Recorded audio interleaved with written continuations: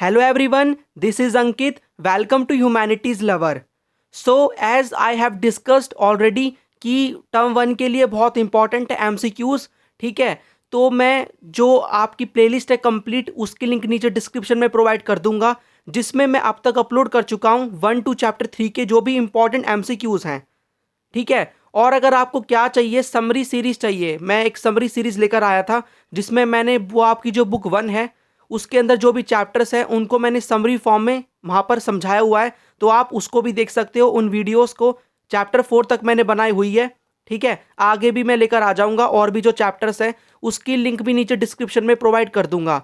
तो प्लेलिस्ट आपको दोनों मिल जाएंगी, एमसीक्यूज वाली भी और समरी वाली भी, आप दोनों देख सकते हो। नाउ इस वीडियो में चैप्टर 4 हम करेंगे, इसके important MCQs, thinkers, believes and building, right. तो जैसा कि मैं हर बार बोलता हूं कि 20 एमसीक्यूज होंगे, बट इनडायरेक्टली काफ़ी सारे जो इंपॉर्टेंट आपके टॉपिक्स हैं उनको मैं कवर करूंगा यहाँ पर, ठीक है। कोई पर्टिकुलर टॉपिक के ऊपर एमसीक्यूज में लेकर आ रहा हूँ यहाँ पर, तो उससे रिलेटेड जो भी आपकी बुक में इंफॉर्मेशन है जिससे क्वेश्चन बनने के चांसेस हैं वो सब मैं आपको बताऊंगा मैं, ठीक है। तो आपको क्या करना है, आप चाहो तो नोट डाउन भी कर सकते हो, वैसे मैं पीडीएफ आपको प्रोवाइड कर दूंगा, ठीक है। तो 20 क्वेश्चंस होंगे, नोटबुक लेके बैठ जाना है आपको और सभी क्वेश्चंस को अटेम्प्ट करना है और अपना स्कोर नीचे बताना, ठीक है। लाइटली मत लेना इन सभी क्वेश्चंस को, मैंने खुद ने प्रिपेयर किए हैं बहुत इंपॉर्टेंट टॉपिक से और काफ़ी सारी चीज़ें आपको जानने को मिलेंगी, ठीक है। और अगर वीडियो थोड़ी सी बड़ी हो जाए तो प्लीज़ कोऑपरेट, बिकॉज काफ़ी सारी चीज़ें मैं आपको बताऊँगा और ये वीडियो सफिशिएंट है। अगर आप इस वीडियो को देख लोगे, जितनी भी चीज़ें मैंने बताई हैं आपको, मैं बताऊंगा आपको, उनको समझ लोगे तो आपका इस चैप्टर से एक भी एमसीक्यू नहीं छूटने वाला एग्जाम में, ठीक है। So let's start with the question number 1। Question number 1 क्या है, और यहाँ पर एजर्शन रीजन वाले क्वेश्चन भी मैं लेकर आया हूँ, ठीक है। Question number 1 is the Buddhist text Vinaya Pitaka told about. तो एक बुद्धिस्ट टेक्स्ट आपको देखने को मिलता है, ठीक है। 3 देखने को मिलता है आपको, त्रिपिटक कहते हैं जिसको, उनमें से एक है विनय पिटक। तो वो किसके बारे में है? सो पहला ऑप्शन है आपका द बुद्धास टीचिंग, इसमें बुद्धा की जो भी टीचिंग्स हैं उनके बारे में इंफॉर्मेशन मेंशन है। सेकंड ऑप्शन है आपका डील्स विद फिलोसॉफिकल मैटर्स, इसमें जो भी फिलोसॉफिकल मैटर्स हैं उनके बारे में इंफॉर्मेशन है। ऑप्शन सी क्या है, rules and regulation for those who join संघ। तो संघ एक ग्रुप था, ठीक है, जो भी फॉलोवर्स थे गौतम बुद्ध के, उन्होंने मिलकर ग्रुप बनाया था। तो यहाँ पर जो भी लोग संघ को ज्वाइन करते थे उनके लिए रूल्स एंड रेगुलेशंस इस टेक्स्ट में लिखे हुए हैं, या फिर नन ऑफ द अबव। तो आपको क्या लगता है इसका आंसर क्या होगा? आंसर इसका है ऑप्शन सी, ठीक है। वो कैसे? क्योंकि जो ये विनय पिटक है इसके अंदर क्या थे, जो भी रूल्स एंड रेगुलेशंस थे, जो भी संघ को ज्वाइन करता था उसके लिए जो भी रूल्स एंड रेगुलेशंस हैं वो इसमें मेंशन है, राइट। तो यहाँ पर भी आप देख सकते हो, यहाँ पर मैंने इंफॉर्मेशन डाली हुई है। बुद्धिस्ट हमें टेक्स्ट देखने को मिलते हैं त्रिपिटक, जिसको तिपितक भी कहा जाता है, जिसके अंदर पहला है विनय पिटक, जिसके अंदर क्या लिखे हैं, रूल्स लिखे हैं जो भी पर्सन संघ को ज्वाइन करता था उसके लिए। ऑप्शन सेकंड यहाँ पर, मतलब यहाँ पर दूसरा टेक्स्ट क्या है, सुत पिटक, जिसमें गौतम बुद्ध की टीचिंग है। आप खुद ही सोचो, इसके ऊपर क्वेश्चन मैंने यहाँ पर डाला हुआ है, तो और भी टेक्स्ट के ऊपर भी क्वेश्चन आ सकते हैं, ठीक है। तो आपको वो भी पता होना चाहिए। सो सुत पिटक में टीचिंग्स लिखी हुई हैं, यहाँ पर भी आप देख सकते हो, यहाँ पर भी मैंने डाला हुआ है विनय पिटक, सुत पिटक। और अभिधम पिटक में ना फिलोसॉफिकल मैटर्स हैं। इसका मतलब क्या है, गौतम बुद्ध की जो टीचिंग्स है ना उन्हीं को ही थोड़ा फिलोसॉफी के टर्म्स में एक्सप्लेन किया हुआ है अभिधम पिटक के अंदर। ये कीवर्ड्स हैं, अगर आपको कीवर्ड देखने को मिलता है कौन सा टेक्स्ट है जिसमें फिलोसॉफिकल मैटर्स हैं, दैट विल बी अभिधम पिटक। तो याद रखना तीनों बुद्धिस्ट टेक्स्ट। सेकंड क्वेश्चन की तरफ चलते हैं। हु वॉज द फर्स्ट तीर्थंकर ऑफ जैनिज्म। तो जैनिज्म के पहले 3 तीर्थंकर कौन है, टीचर्स हैं, टीचर हैं, वो आपको बताना है। वो है लॉर्ड महावीरा, ऋषभदेव, पार्श्वनाथ, या फिर नन ऑफ द अबव। तो वो थे, पहले कौन थे, पहले थे ऋषभदेव, ठीक है। फर्स्ट तीर्थंकर और teacher of Jainism was Rishabhdev, ठीक है। और ये थे फर्स्ट तीर्थंकर, और पार्श्वनाथ थे 23rd तीर्थंकर, एंड लास्ट तीर्थंकर 24th तीर्थंकर जैनिज्म के, वो हैं लॉर्ड महावीरा। आपको ये इंफॉर्मेशन याद रखनी है, ठीक है, क्योंकि जो जैनिज्म रिलीजन था उसको फाउंड किया था ऋषभदेव ने, बट ट्रू फाउंडर माना जाता है लॉर्ड महावीरा को। और लॉर्ड महावीरा से पहले पार्श्वनाथ रह चुके हैं 23rd नंबर के, लॉर्ड महावीरा 24th नंबर के तीर्थंकर हैं। तीर्थंकर का मतलब को क्या होता है, टीचर्स, ठीक है, teachers. Option B Rishabh Dev. ठीक है। Question number third is which of the below rulers of Bhopal played an important role in the preservation of Sanchi Stupa. तो सांची जो कि भोपाल में लोकेटेड है एमपी में, यहाँ पर एक बहुत इंपॉर्टेंट स्तूपा है सांची स्तूपा। इसको प्रिजर्व करने में दो भोपाल की रूलर हैं जिन्होंने इंपॉर्टेंट रोल प्ले किया था। फर्स्ट जॉन मार्शल, ठीक है, सुल्तान जहां बेगम, सी शाहजहां बेगम और डी बोथ, दोनों यहाँ पर। ठीक है, कौन सी वो रूलर्स हैं? तो हाँ, यहाँ पर हमें दोनों रूलर्स देखने को मिलती हैं। ऑप्शन आपका होगा डी, बी एंड सी। ठीक है। यहाँ पर आपको पता होगा स्टोरी, यहाँ पर क्या था कि जो भी यूरोपियंस थे वो चाहते थे कि जो ईस्टर्न गेटवे है ना, यहाँ पर आपको 4 गेटवे देखने को मिलते हैं, बहुत ही केयरफुली डिज़ाइन गेटवेज हैं। ठीक है, और बहुत ही सुंदर है दिखने में, चाहते थे उनको वो ले जाएं। लेकिन ये जो भोपाल के अंदर जो भी 2 रूलर्स थे उस समय, पहले शाहजहां सुल्तान जहां बेगम, उसके बाद शाहजहां बेगम, ठीक है, इन्होंने डिनाई कर दिया। और यहाँ पर इन्होंने क्या किया, प्लास्टर मतलब एक कॉपी बना के उनको दे दी, जिससे वो सेटिस्फाई हो गए। ये सब मैंने एक्सप्लेन किया हुआ है, यहाँ पर मैं ज़्यादा डिटेल में नहीं जाऊँगा। ठीक है। उसके साथ साथ यहाँ पर इन्होंने और भी स्टेप्स लिए थे। तो यहाँ पर हम कह सकते हैं कि सांची स्तूप को प्रिजर्व करने में ये जो दोनों जो रूलर्स हैं भोपाल की, इनका काफ़ी इंपॉर्टेंट रोल है। ठीक है। और ये भी याद रख लो, सांची स्तूपा ना यूनेस्को वर्ल्ड हेरिटेज साइट के अंदर आता है। और ये कब डिक्लेयर किया गया सांची स्तूप को world heritage site by UNESCO? 1989 के अंदर।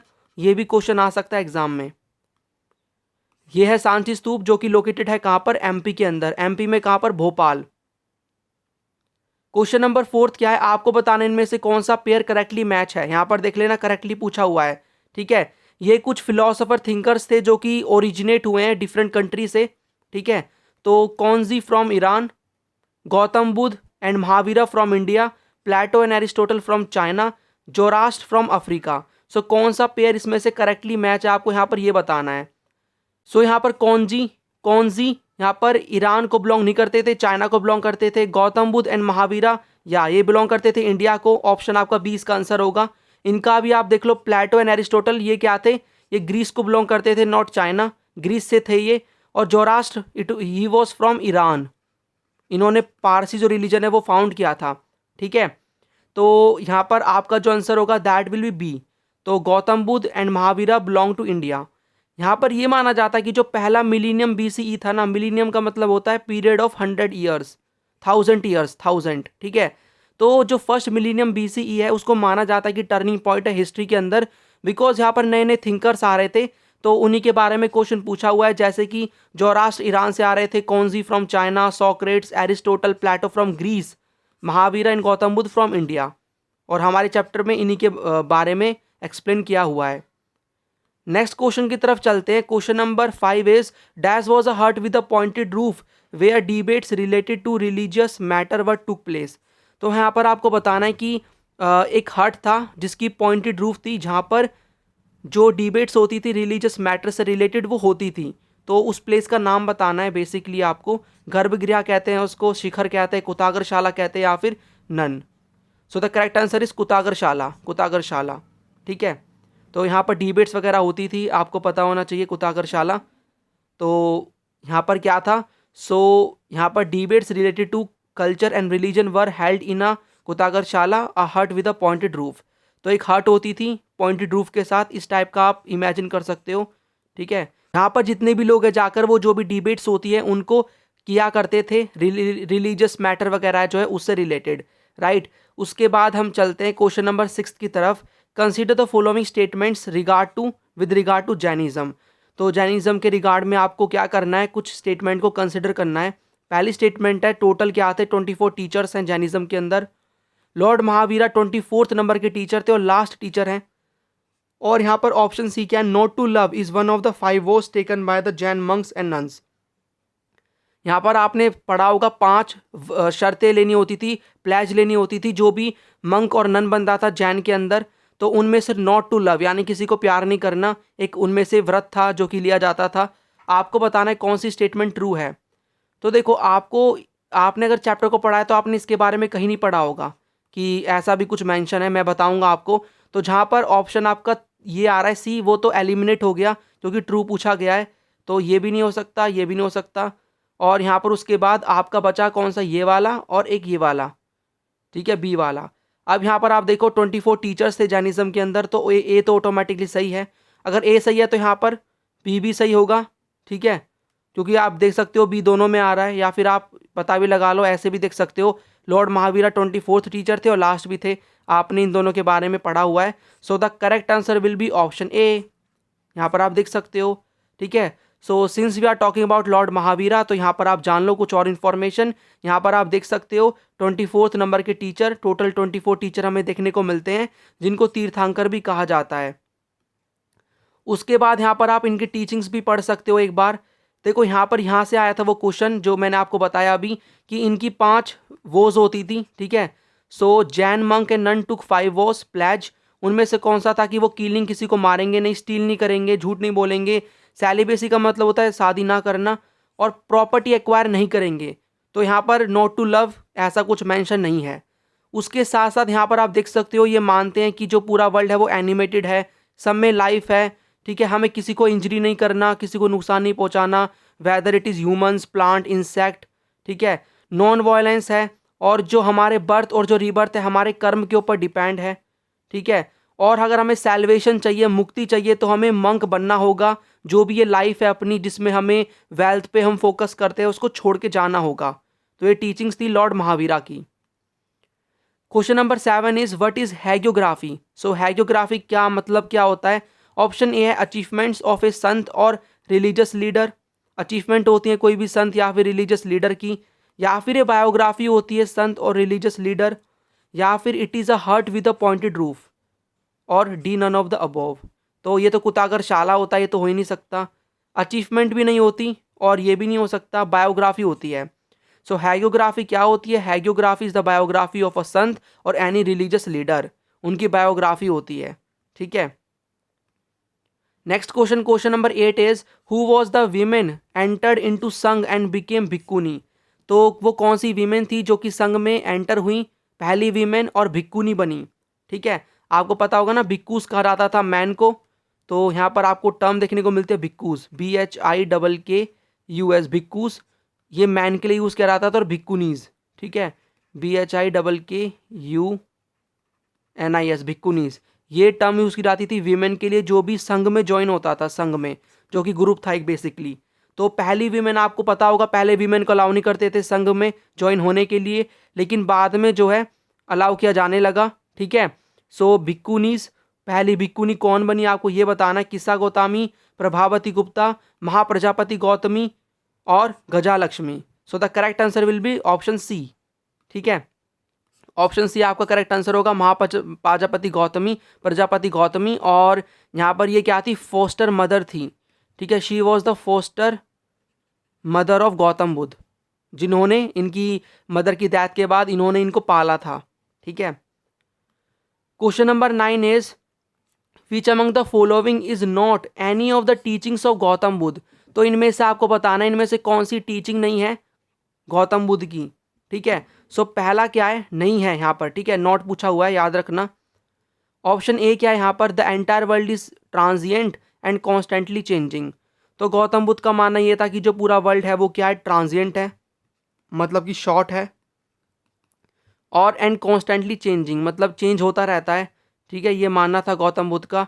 सेकंड स्टेटमेंट है सोरो जो है वो बहुत कॉमन है, बेसिक है ह्यूमंस के अंदर, यानी दुख तो आता है हर किसी को। ऑप्शन सी क्या है, he was talked about the path of moderation, आपको पाथ अडॉप्ट करना है मॉडरेशन का, इसके बारे में बात की है गौतम बुद्ध ने। डी ऑप्शन यहाँ पर है everything that will happen in the world is already fixed so there is no need to do कर्म।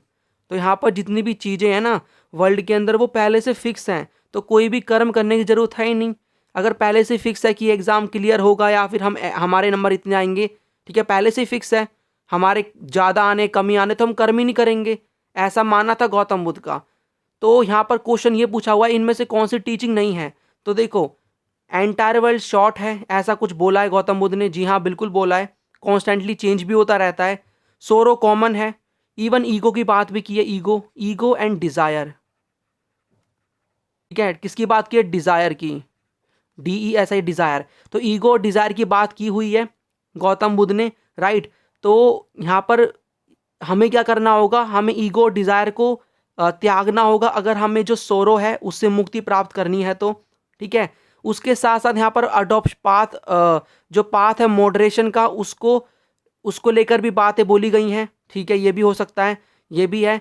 यहाँ पर इन्होंने बोला है कि हमें ना ज़्यादा खुश होना ना ज़्यादा दुखी होना, मॉडरेशन का जो पाथ है वो अडॉप्ट करना है। लेकिन ऐसा कुछ भी नहीं बोला कि जितनी भी चीज़ें हैं वो पहले से फिक्स हैं और हमें कोई भी कर्म नहीं करना, ठीक है। सो इनमें से कौन सी टीचिंग नहीं है? ऑप्शन डी, कोई भी टीचिंग ऐसी नहीं है। गौतम बुद्ध ने ऐसा कुछ नहीं कहा, ठीक है। सो ये आपका आंसर होगा डी। नेक्स्ट क्वेश्चन की तरफ चलते हैं। उससे पहले यहाँ पर आप टीचिंग्स देख लो इनकी, क्योंकि हम टीचिंग्स के बारे में बात कर रहे थे। So the world is transient and constantly changing, मैंने बताया आपको अभी। सोरो जो है वो कॉमन है ह्यूमन बींग्स के अंदर, और बर्थ और रीबर्थ कर्म पे डिपेंड होता है, ये भी इन्होंने बोला है। और अगर मैंने बताया था ईगो और डिज़ायर को अगर हमें रिमूव करना है तो इसके लिए इंपॉर्टेंट है कि जो साइकिल है सफरिंग की, ठीक है, मतलब अगर हमें साइकिल, जो सफरिंग की साइकिल है, उससे उसे क्या करना है, उसे मुक्ति प्राप्त करनी है, उसको एंड करना है। तो उसके लिए ईगो और जो डिज़ायर है, ईगो जो है हमारी और डिज़ायर है हमारी, उसको हमें त्यागना होगा। और इनके जो लास्ट वर्ड थे वो ये थे, ठीक है। इसके ऊपर भी एक क्वेश्चन है वैसे। इनका ये था कि be lamp on to yourself as all of you must work out your own liberation. इसका मतलब वो ये कहना चाहते हैं कि आपको मेरी लाइफ के बाद, मेरे मरने के बाद अपने अंदर झांक के देखना है, और आपके अंदर जो भी मतलब चीज़ें हैं उनको फॉलो करना है, डिसिप्लिन फॉलो करना है, अच्छे से बिहेव करना है, और जो लिबरेशन का पाथ है जो कि वो सिखा के गए थे उसको अडॉप्ट करना है, ठीक है, जिसमें ईगो डिज़ायर इन सब से उन्हें दूर रहना है। तो ये सब बोला गया है। ये लास्ट वर्ड थे गौतम बुद्ध के। इसके ऊपर एक क्वेश्चन भी मैंने बनाया हुआ है, ठीक है। और गौतम बुद्ध के बारे में आप और भी इंफॉर्मेशन यहाँ से जान सकते हो, ठीक है। सो गौतम बुद्ध यहाँ पर क्या थे, फाउंडर हैं बुद्ध रिलीजियस, जो रिलीजन है बुद्धिज़्म उसके। ये 480 के आसपास इनका जन्म हुआ था नेपाल के अंदर, लुम्बिनी में, ठीक है, हुआ था, जो कि नेपाल के अंदर है। सिद्धार्थ इनका नाम था। उसके साथ साथ यहाँ पर आपको स्टोरी पता होगी, ठीक है। यहाँ पर मैं इसमें डिटेलिंग में नहीं जा रहा, आप एक बार इसको रीड कर लेना। जो यहाँ पर आपने पता होगा आपको कि इन्होंने ओल्ड मैन को, सिक मैन, होमलेस मैंडिकेंट और एक कॉर्प्स को देखा था। उसके बाद इन्हें लगा कि लाइफ जो है उसमें पेन ही है, मनी कुछ भी नहीं कर सकती, ठीक है। और इन्होंने क्या करा, अपना जो होम है उसको छोड़ दिया, और उसके बाद इन्होंने एनलाइटनमेंट अटेन किया। कहाँ पर किया था इसके ऊपर क्वेश्चन है, अभी बताऊंगा नहीं मैं इसका आंसर, ठीक है। और उसके बाद जो इन्होंने ज्ञान सीखा, बाद में इन्होंने क्या किया, जो पीपल है उनको बताया, उनको अवेयर किया। क्वेश्चन नंबर 10 क्या है, यही क्वेश्चन आ गया। This below statement was the last word of which of the following. तो ये जो स्टेटमेंट है ये लास्ट वर्ड थे किसके? सो स्टेटमेंट को आप रीड करो। Be lamp on to yourself as all of you must work put your own liberation, ठीक है। So lord Mahavira, Upali, Gautam Buddha, Makkhali, Ghosh. So Gautam Buddha के लास्ट वर्ड थे, ठीक है। यू मस्ट वर्क आउट आएगा यहाँ पर, ठीक है, you must work out. So यहाँ पर option C will be the answer, Gautam Buddha. Next question की तरफ चलते हैं। Question number 11 is the followers of the Buddha came from which of the following groups. तो जो फॉलोवर्स है ना गौतम बुद्ध के, जो कि संघ में थे, आपको पता होगा संघ एक ग्रुप था जो कि बनाया गया था, ठीक है। तो संघ के अंदर हमें क्या है, जो भी हमें संघ के अंदर देखने को मिलते हैं फॉलोवर्स गौतम बुद्ध के, वो कहाँ कहाँ से आते थे? कि वो किंग्स थे, वेल्दी मैन थे, गाहापतीस थे। गाहापतीस कौन होता है? Lord of elephants. वर्कर थे, स्लेव्स थे, क्राफ्ट पर्सन थे, या फिर ये सभी जो भी कैटेगरी के लोग हैं ये सब संघ के अंदर आते थे, ठीक है। फॉलोवर थे गौतम बुद्ध के। सो जी हाँ, करेक्ट आंसर होगा आपका D, all of the above. यहाँ पर आप देख सकते हो कि जो फॉलोवर्स थे गौतम बुद्ध के वो कहाँ कहाँ से आते थे। सो पीपल जो थे वो संघ के अंदर came from different social groups, जैसे कि किंग्स भी होते थे उसके अंदर, wealthy man, workers, slaves, craft person, ये सारे लोग थे, ठीक है। और यहाँ पर मैंने ये वाला आपको कराया भी कि Mahaprajapati Gautami became the first women who joined संघ, और इनको भिक्खुनी बोला गया, ठीक है, राइट।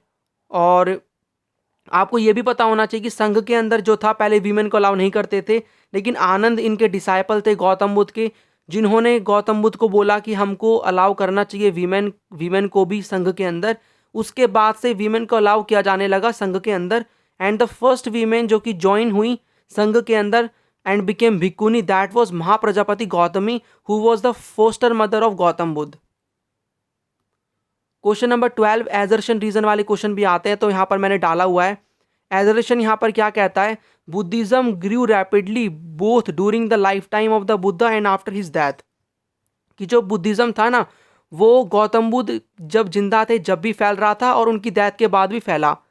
इसका रीज़न क्या बताया जा रहा है, reason is many people dissatisfied with existing religious and confused by the rapid social changes taking place around them. ऐसा इसलिए हो रहा था क्योंकि जो पीपल थे ना, जो भी वहाँ पर उस समय सोसाइटी के अंदर चीज़ें थी, कास्ट सिस्टम वगैरह आ रहा था, यानी जो भी रिलीजियस चीज़ें थी ना, उनसे बहुत ज़्यादा परेशान थे, डिससेटिस्फाई थे और कन्फ्यूज़ थे, जो भी चीज़ें उनके आसपास हो रही थी। तो क्या इसका आंसर होना चाहिए, ए स्टेटमेंट बोलती है बोथ और आर, ए और आर दोनों करेक्ट हैं और आर जो है वो करेक्ट एक्सप्लेनेशन है ए की। पहली बात, कैसे अटैम्प्ट करें एजर्शन रीजन वाले क्वेश्चन, इसके ऊपर मैं वीडियो अपलोड कर चुका हूँ, एक बार आप देख लेना विद एग्जाम्पल, आपको समझ में आ जाएगा। ठीक है। क्वेश्चन 2 क्या कहता है, option 2 is both A and R true, लेकिन आर करेक्ट एक्सप्लेनेशन नहीं है ए की। सी थर्ड क्या है, A is true R is false, and 4 is A is false but R is true. So इसका आंसर क्या होना चाहिए, देखो मैं आपको बताता हूँ, बहुत ही सिंपल क्वेश्चन है। आपने अगर बुक को रीड किया है तो आप आराम से इसका आंसर दे सकते हो। यहाँ पर क्या है, एजर्शन और रीज़न। ठीक है। तो बुद्धिज़्म जो है ना वो ज़्यादा इसलिए बढ़ा था, पहली बात तो इसका आंसर ये है। ठीक है। देखो वो जो बुद्धिज़्म था ना वो गौतम बुद्ध की डेथ से पहले और उनके बाद तक फैलता रहा। ठीक है, बहुत फैला, जैनिज़्म से ज़्यादा फैला इवन, क्योंकि जो लोग थे ना उस समय कास्ट सिस्टम था, वर्ण सिस्टम था, ये सारी चीज़ें थी। ठीक है। डिस्क्रिमिनेशन बहुत ज़्यादा बढ़ता जा रहा था। हमने चैप्टर 3 के अंदर देखा डिस्क्रिमिनेशन के बारे में, अनटचेबल्स, इनकी क्या कंडीशन थी, इनके बारे में स्टडी किया।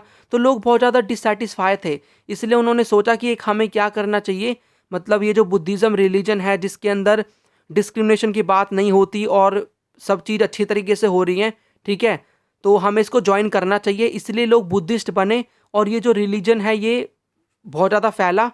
ठीक है, ड्यूरिंग द लाइफ टाइम और after the death of Gautam Buddha. So first will be the correct answer. उसके बाद नेक्स्ट क्वेश्चन की तरफ चलते हैं हम। क्वेश्चन नंबर 13 इज करेक्टली आपको मैच बताना है इनमें से। लुम्बिनी बर्थ प्लेस है गौतम बुद्ध की, बोध गया जहाँ पर एनलाइटनमेंट अटेन किया गौतम बुद्ध ने। ठीक है। फर्स्ट सरमन, पहली स्पीच दी थी गौतम बुद्ध ने सारनाथ में, या फिर सारी स्टेटमेंट सही हैं। ठीक है। तो ये क्या है, कुछ प्लेसेस हैं जो कि गौतम बुद्ध से लिंक हैं। ठीक है। इसका आंसर डी है। ठीक है। यहाँ पर आप देख सकते हो, यहाँ पर मैंने सारी चीज़ें डाली हुई हैं, किसी के ऊपर भी क्वेश्चन आ सकता है, आपका छूटना नहीं चाहिए। प्लेसेस लिंक्ड विद बुद्धा, सो लुम्बिनी में इनका जन्म हुआ था, नेपाल में लोकेटेड है। बोध गया में जो कि बिहार में है, इन्होंने एनलाइटनमेंट अटेन किया, यानी ज्ञान की प्राप्ति हुई। सारनाथ यूपी में फर्स्ट सरमन दिया इन्होंने, अपना पहली स्पीच दी। ठीक है, अपनी पहली स्पीच दी थी इन्होंने।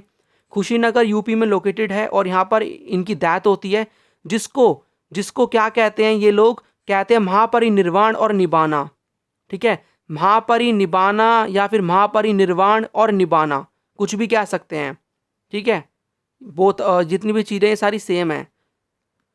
उसके बाद यहाँ पर आप देख सकते हो, यहाँ पर ही मैंने लिखा हुआ है कि आप इसको एक बार रीड कर लेना, ये सारी प्लेसेस जो कि लिंक हैं गौतम बुद्ध से कहीं ना कहीं। क्वेश्चन नंबर 14 इज, ये देखता हूँ कितने लोग सही करते हैं, ये मैंने बीच में से बनाया हुआ क्वेश्चन है। Ashoka distributed portions of the Buddha's relics to every important town and ordered construction of the stupas over them.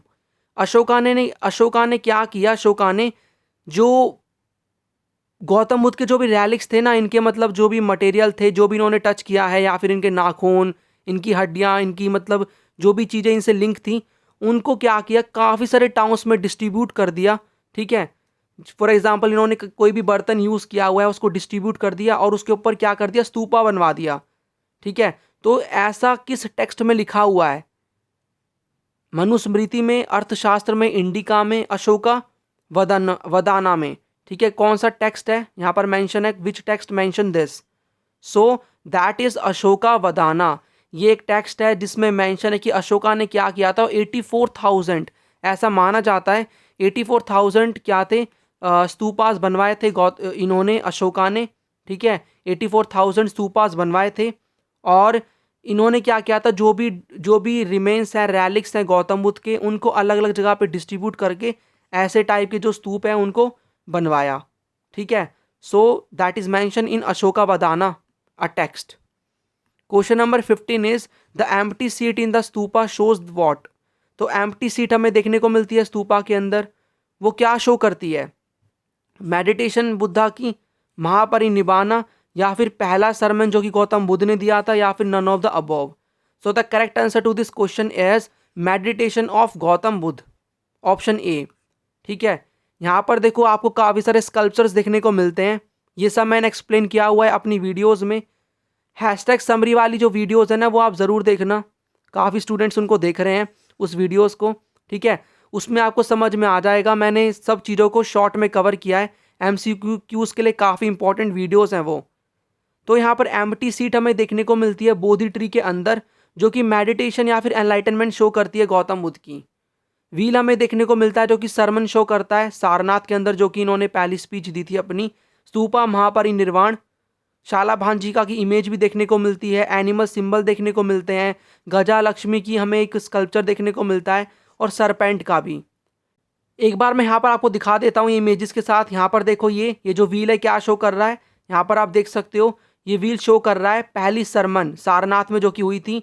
ठीक है, ये जो स्तूप यहाँ पर सरपेंट, यहाँ पर इस सरपेंट का हमें सिंबल देखने को मिलता है, कुछ हमें एनिमल्स के सिंबल देखने को मिलते हैं, राइट। उसके साथ साथ यहाँ पर हमें ये यहाँ पर आप देख सकते हो इधर, इसके बारे में मैं आपको बताऊंगा अभी। ये शालाभांजिका की इमेज है, इसके ऊपर भी क्वेश्चन है, अभी नहीं बताऊंगा इसके बारे में मैं। ठीक है, और यहाँ पर हमें गजा लक्ष्मी, ये गजा लक्ष्मी है। ठीक है, गजा लक्ष्मी ये यहाँ पर माना जाता है कि ये उनकी गॉड थी, या फिर माया भी इनको माना जाता है कि गौतम बुद्ध की मदर थी ये। ठीक है, यहाँ पर ऐसा लग रहा है कि ये ना अभिषेक कर रहे हैं, राज्याभिषेक कर रहे हैं इनका। और ये जो एलिफेंट है ये इन पे वाटर स्प्रिंकल कर रहे हैं, यहाँ पर आप देख सकते हो अपनी सूंड से, अपनी ट्रंक से क्या कर रहे हैं, वाटर स्प्रिंकल कर रहे हैं। ऐसा टाइप का यहाँ पर हमें देखने को मिलता है। तो ये गजा लक्ष्मी है, स्टेटमेंट बेस्ड क्वेश्चन आ सकता है। ठीक है, अब इन्हीं के ऊपर एक क्वेश्चन आ गया, मतलब एक स्कल्पचर को लेकर। Name the women whose touch caused trees to flower and bear fruit. तो ऐसा ट्रेडिशन के अकॉर्डिंग है कि एक वीमेन है जिनका स्कल्पचर हमें स्तूप के अंदर देखने को मिलता है।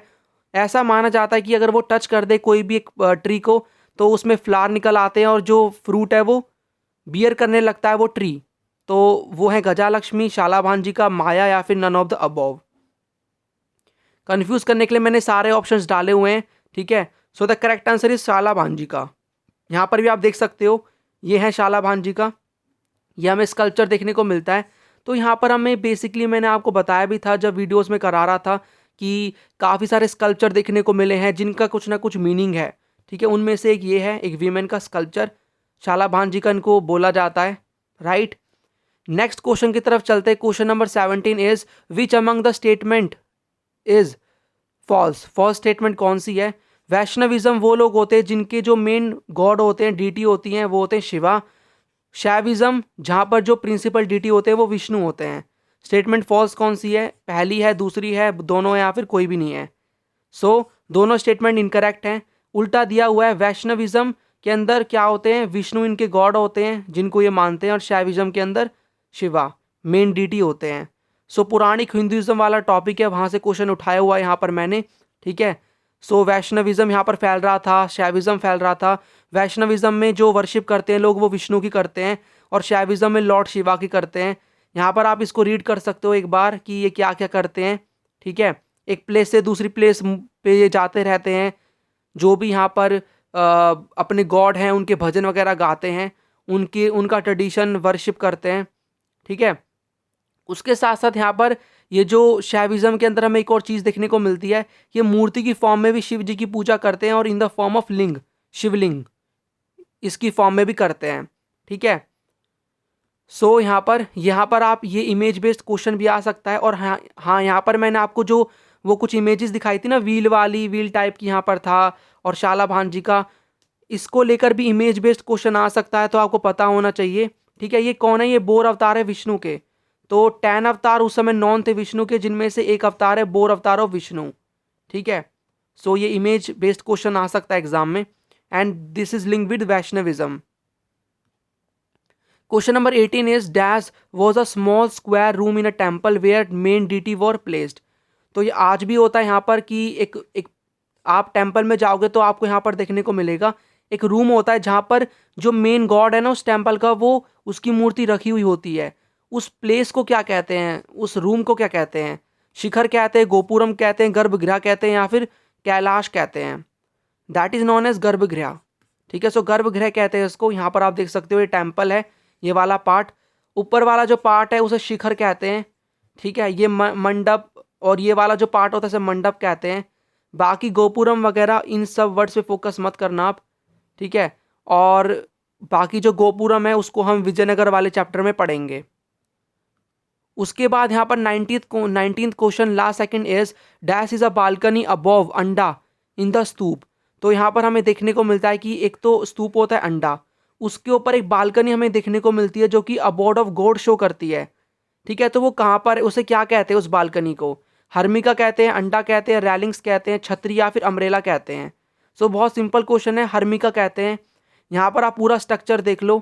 सो ये पूरा अंडा है, यहाँ पर हर्मिका, ये बालकनी है ये पूरी, और यहाँ पर छतरी है। ठीक है, उसके साथ साथ यहाँ पर आप ये देख सकते हो रैलिंग है, और ये गेटवेज हैं चारों तरफ, 2 3 4 टाइप के गेटवेज यहाँ पर हमें देखने को मिल रहे हैं, और ये रैलिंग है। ठीक है, सो यहाँ पर हमने कहाँ पर पढ़ा था बुक में, जो स्ट्रक्चर था स्तूप का वहाँ पर। ठीक है, यहाँ पर आप रीड कर सकते हो स्तूप क्या होता है। स्तूप एक सेमी सर्कुलर माउंड होता है अर्थ के ऊपर, और संस्कृत वर्ड से आया है जिसका मतलब है हीप। ठीक है, और जहाँ पर जो भी प्लेसेस लिंक हैं या फिर रैलिक्स जहाँ पर हमें मिले हैं गौतम बुद्ध के, उनको वहाँ पर डाल के उसके ऊपर स्तूप बनाया हुआ है। लोग यहाँ पर वर्शिप करने बहुत आते हैं। ठीक है, स्ट्रक्चर यहाँ पर आप देख सकते हो। Stupa basically a semi circular mound on earth, semi circular mound होता है। बालकनी हमें देखने को मिलती है जो कि हर्मिका है। अम्ब्रेला देखने को मिलता है, रैलिंग्स देखने को मिलती हैं। ठीक है, ये जो भी मैं एक्स्ट्रा इन्फॉर्मेशन है ना ये आपके लिए बता रहा हूँ, वरना ये जो 20 क्वेश्चंस हैं इनको मैं 10 मिनट में भी ख़त्म कर सकता हूँ। बट यहाँ पर जितनी भी इंपॉर्टेंट इन्फॉर्मेशन है, जो भी मैंने स्लाइड्स को लगाया हुआ है, उनको एक बार पॉज करके रीड और कर लेना। मैं कहता हूँ ये भी क्वेश्चन नहीं छूटेगा आपका, बहुत ही इंपॉर्टेंट क्वेश्चन हैं ये सारे। ठीक है, लास्ट क्वेश्चन की तरफ चलते हैं। Where is Kailashnath temple located? तो कैलाशनाथ टेम्पल कहाँ पर लोकेटेड है? गुजरात में है, महाराष्ट्र में, आंध्र प्रदेश में, हरियाणा में। सो ये है महाराष्ट्र के अंदर इलोरा। इलोरा के बारे में आपने पढ़ा होगा, यहाँ पर आप इमेज भी देख सकते हो। यह है कैलाशनाथ टेम्पल जो कि डेडिकेटेड है टू लॉर्ड शिवा। ठीक है, ये महाराष्ट्र में हमें देखने को मिलता है इलोरा के अंदर। सो ये सभी क्वेश्चंस थे। आई होप आपको चीज़ें समझ में आई होंगी, आपने अच्छे से अटैम्प्ट किया है, अपना स्कोर बताना। ठीक है, और वीडियो को लाइक करके शेयर भी कर देना, इससे मुझे मोटिवेशन मिलती है। और नेक्स्ट वीडियो में हम मिलेंगे जिसमें मैं चैप्टर 6 के MCQs लेकर आऊँगा, फिर चैप्टर 7 के। तो आपका जो टर्म 1 का जो भी पूरी तैयारी है वो हो जाएगी। इन सभी वीडियोस को देख लेना, और अगर आपने पुरानी वीडियोस को नहीं देखा, पूरी प्लेलिस्ट की लिंक नीचे डिस्क्रिप्शन में मिल जाएगी, वहाँ से जाके देखो, अटैम्प्ट करो, चीज़ों को समझो। कोई भी डाउट है नीचे कॉमेंट करके पूछ लो। ठीक है, सो PDF में आपको टेलीग्राम ग्रुप मेरा एक है जिसकी लिंक भी दे दूंगा मैं आपको नीचे, ज्वाइन कर लो। वहाँ पर मैं और भी इंफॉर्मेशन और भी जो PDFs है प्रोवाइड करता रहता हूँ। वहाँ पर आपको सारी चीज़ें मिल जाएंगी, आराम से रीड करके अच्छा स्कोर करना है आपको एग्ज़ाम में। ठीक है, so I will meet in the next video. Right now this is the end of this video. Thanks for watching and as always God bless you all.